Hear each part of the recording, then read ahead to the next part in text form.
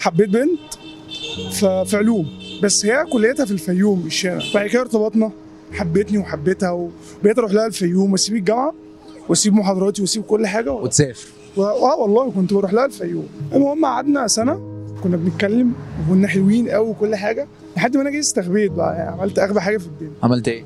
انا كان ليا صاحب في الجامعه، يعني ده كان كل حاجه، اللي هو مثلا انا زي ليا اخ في البيت، ده اخويا في الجامعه. حصل بقى ما بيننا خلافات بسيطه بتحصل بين اي اتنين مرتبطين.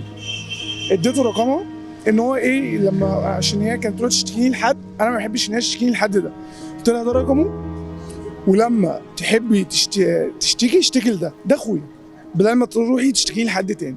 قالت لي خلاص ماشي. وبعد كده جيت فتره كانت حالتي الماديه تحت الصفر، وكنت مش بشتغل وما كنتش بنزل الجامعه وكنا في الاجازه، فما كانش معايا فلوس انزل في يوم او اروح في حته او اقابلها اصلا.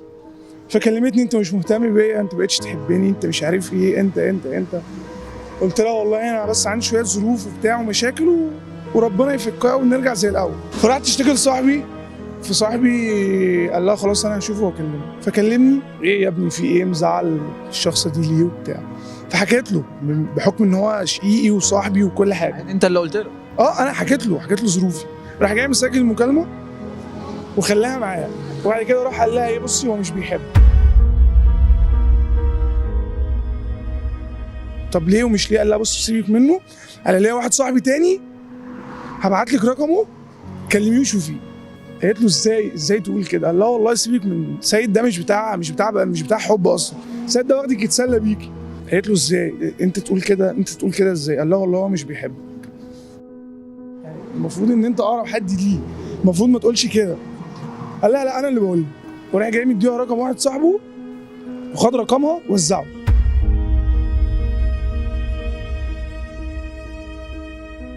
كل ده انا ما اعرفوش.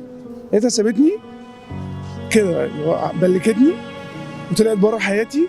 فانا مستغرب، ارن عليها حطاني بلاك ليست، ارن عليها من ارقام اي حد من عندنا مفيش، برضه حطاني بلاك ليست، مفيش.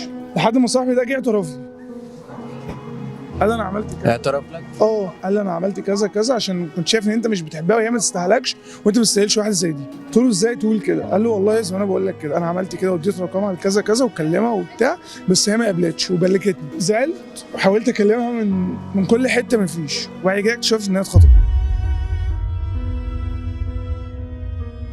هي مش وحشه؟ لا هي وحشه عشان هي صدقت، بس الغلط كله عندي انا من الاول. يعني انا اللي قلت لها ثقي في ده، اعكل ده، كلمي ده، بس خلاص عشان انا كنت شايف ده مصدر اماني.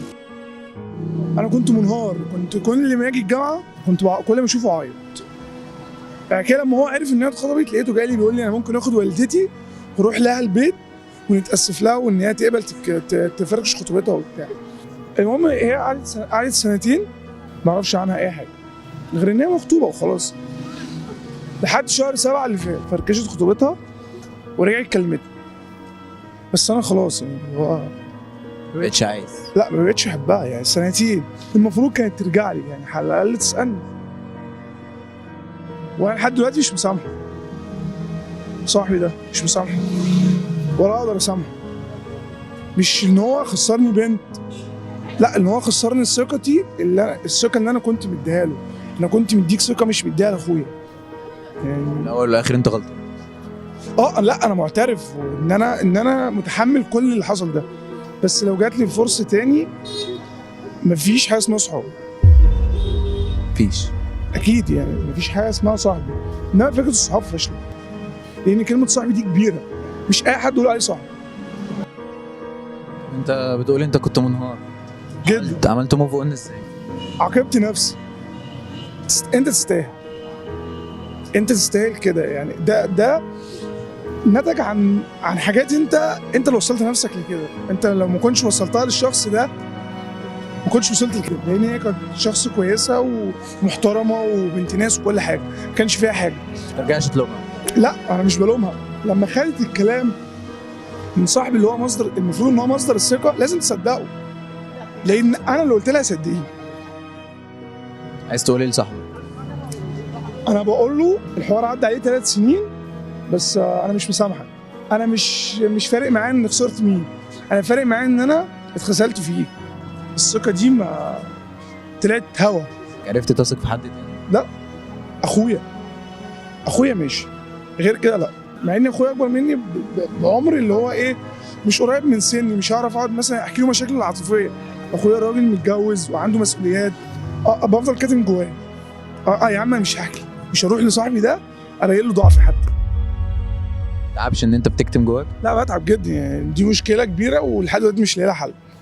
بس انا ما عنديش المنطق او الفكره ان انا اروح لحد هحكي له وهو يجي في يوم من الايام هيحافظ على سر. مش تعرف. لا خلاص، يعني اصل ده درس، واللي ما بيتعلمش من درس يستاهل ان هو يسقط. موافق اللقاء ينزل؟